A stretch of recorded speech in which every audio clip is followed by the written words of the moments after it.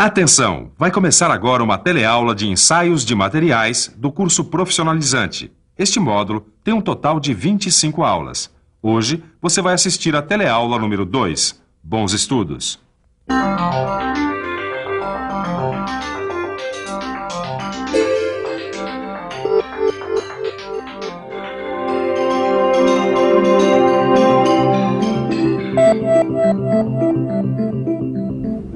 Amigo, dá licença, você costuma andar de elevador? Sim, utilizo o elevador de passageiro da obra. Ando. Eu ando de elevador. Quem trabalha aí no elevador sou eu. E por que você não tem medo de andar no elevador? Bem, é um equipamento que está de acordo com as normas. Existe cabos de aço para sustentar esse equipamento. É ele que eleva ou desce o elevador. E em caso de uma pane, existe um segundo cabo para frear num caso de queda. O cabo de aço é forte e não quebra fácil. Graças aos cabos de aço que são usados nos elevadores, nós podemos subir e descer com a maior segurança. Mas será que as pessoas sabem como deve ser um cabo que segura um elevador? Um cabo de aço para segurar o elevador deve ser um cabo de aço número 16 para conduzir 6 pessoas. Bom, na forma que esse cabo aí tem que ser um cabo meio reforçado, né? Porque bastante, o mínimo sobe 6 pessoas, entendeu? Novo, que é o que esse aí é. Aí, esse aí para nós é o suficiente. Sendo novo, não corre risco nenhum. E você? Já parou para pensar como é importante a gente saber como é que tem que ser um cabo de aço de elevador? Bom, se o diâmetro for muito menor do que o necessário, ele pode falhar e provocar acidentes. Se for muito maior, ele vai estar desperdiçando material. Para evitar qualquer um desses casos, é preciso conhecer a resistência dos materiais. Por isso, nesta teleaula, você vai conhecer o ensaio de tração.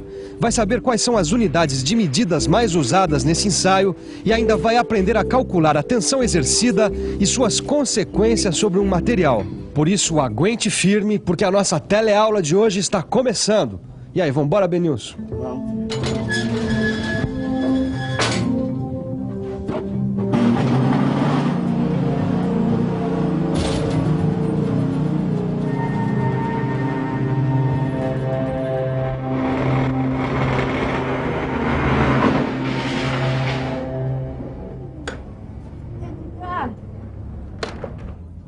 Eu tô achando que o cabo do acelerador arrebentou. Deixa eu ver. Aqui, ó. Bom, será que a gente usou um cabo menos resistente do que a gente precisava? Bom, acho que a gente vai ter que fazer um ensaio de tração, viu? Ih, não entendi. Pra que servem os ensaios de tração? Bom, você não sabe que as propriedades mecânicas, como resistência mecânica, elasticidade, plasticidade, são as características principais dos metais, não sabe? Sei sim, tanto que o projeto e a fabricação de produtos são baseados no comportamento dessas propriedades. Exatamente, para determinar as propriedades mecânicas, a gente precisa recorrer aos ensaios mecânicos. Os ensaios mecânicos devem seguir procedimentos padronizados por normas brasileiras e internacionais. Eles podem ser feitos tanto no próprio produto como no corpo de prova. O uso do corpo de prova é mais indicado nos casos onde o resultado dos ensaios vai ser comparado às especificações de normas internacionais.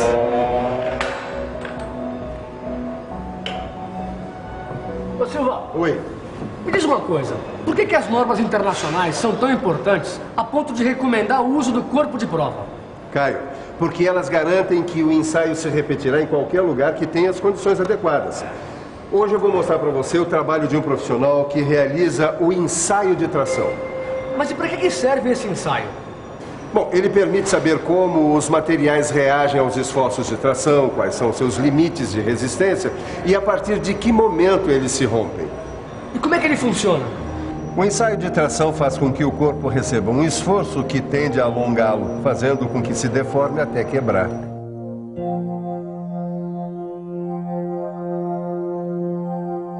Quer dizer, antes da ruptura ocorre a deformação.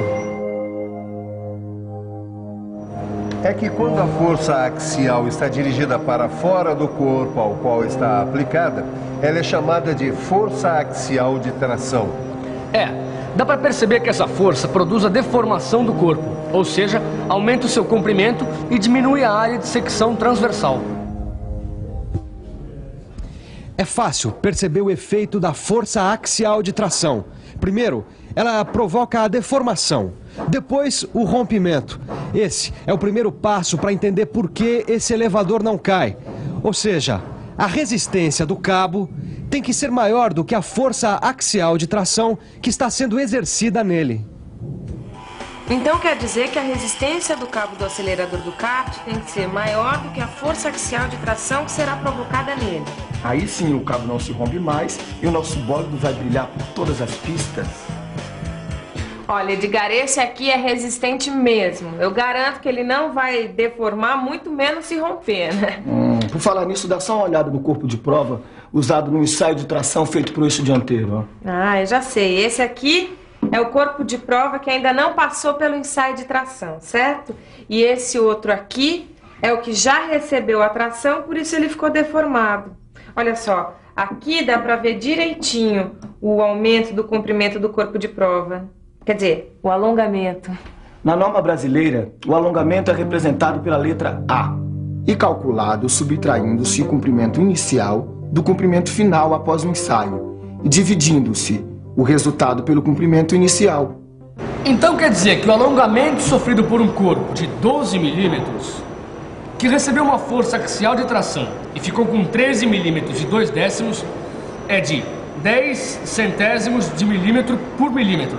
É isso aí, seu Caio. Tô gostando de ver o seu progresso aqui no estágio, hein? O resultado tá certinho. Agora, se você quiser, você pode indicar a deformação pela forma percentual. E é muito difícil isso daí, Silva? Não, você só precisa multiplicar esse resultado por 100.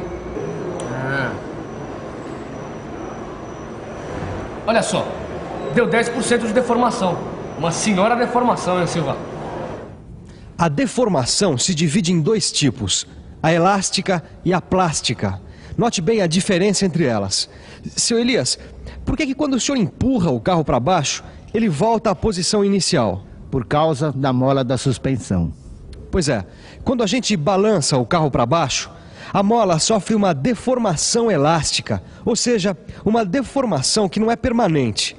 E logo que paramos de forçar o carro, a mola volta à sua forma inicial. É diferente da deformação plástica, que é permanente. Dá uma olhada.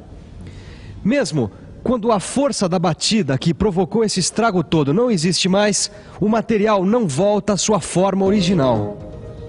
Toda vez que a gente freia, por exemplo, numa curva mais fechada, a mola do freio se comprime e quando tiramos o pé, ela volta à sua posição inicial. Quer dizer, ela sofre uma deformação elástica. E se você não frear direito, vai bater no muro e o kart vai sofrer uma deformação plástica.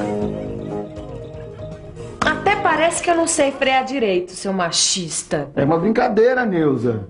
Ô, você tá muito tensa, viu? Inclusive, tensão é uma coisa que dá pra calcular, viu? O que você tá querendo dizer, hein, Edgar? Só tô te dizendo, Neuza, que dá pra calcular a relação entre uma força de tração e a área da seção do material onde ela atua, que é a tensão. E como é que se faz esse cálculo? Bom, para calcular a tensão, basta dividir o valor da força pela medida da área onde ela é aplicada. Agora, pelo Sistema Internacional de Unidades, a unidade de força é o Newton, simbolizado pela letra N. E a unidade da área em geral é o milímetro quadrado. Mas e como é que fica o quilograma-força que ainda aparece em muitas máquinas por aí?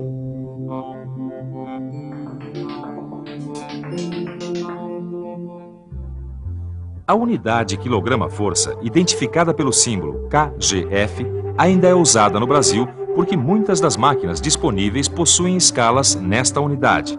Nestes casos, depois da realização dos ensaios, os valores de força devem ser convertidos para a Newton. Mas durante muito tempo, a tensão foi medida em quilograma-força por milímetro quadrado, ou PSI, abreviatura de Pound Square Inch, que quer dizer libra por polegada quadrada. Mas como, em 1978, o Brasil adotou o Sistema Internacional de Medidas, essas unidades foram logo substituídas pelo Pascal, representada pelo símbolo PA. Ultimamente, cada vez mais países, inclusive o Brasil, vêm utilizando um múltiplo do Pascal, que é o megapascal, identificado pelo símbolo MPa. Através desta simples tabela de conversões, é possível compreender a correspondência entre Newton, quilograma-força, libras, megapascal, Newton por milímetro quadrado, quilograma-força por milímetro quadrado e libra por polegada quadrada. Com uma tabela de conversão como essa, eu posso converter os valores de tensão para qualquer unidade, Silvano. Muito bem, seu Caio. Então, que tal me dar uma mãozinha na preparação da máquina para o ensaio? Pra já. Qual é o problema? É que eu tenho um amigo que é dono de uma oficina de manutenção mecânica e ele me pediu que eu calculasse a tensão a que está submetido um tirante de aço de 4 milímetros quadrados de seção, sabendo-se que esse material vai ficar exposto a uma força de 40 newtons. Peraí. A seção do tirante é de 4 milímetros quadrados. E a força sobre o material vai ser de 40 newtons, certo? Certo. Agora calcula a tensão. Você acha que consegue? Claro que sim, Silva. Vamos lá. Vamos pensar um pouco? Vamos pensar um pouco. Bom, para calcular a tensão, eu preciso dividir a força aplicada pela área da seção do tirante. Isso vai dar 40 newtons dividido por 4 milímetros quadrados. Então quer dizer que o tirante de aço vai suportar uma tensão de 10 newtons por milímetro quadrado. Fácil, não é? Realmente é muito fácil calcular o valor da tensão, mas vai ficar mais tranquilo ainda se você acompanhar a nossa revisão. E atenção, se liga aí que é hora da revisão. Na teleaula de hoje, você aprendeu que os ensaios de tração servem para determinar como os materiais reagem ao esforço de tração. Viu que quando um corpo de prova é submetido à força axial de tração, ele se deforma antes de romper. Conheceu um pouco a deformação elástica e a deformação plástica.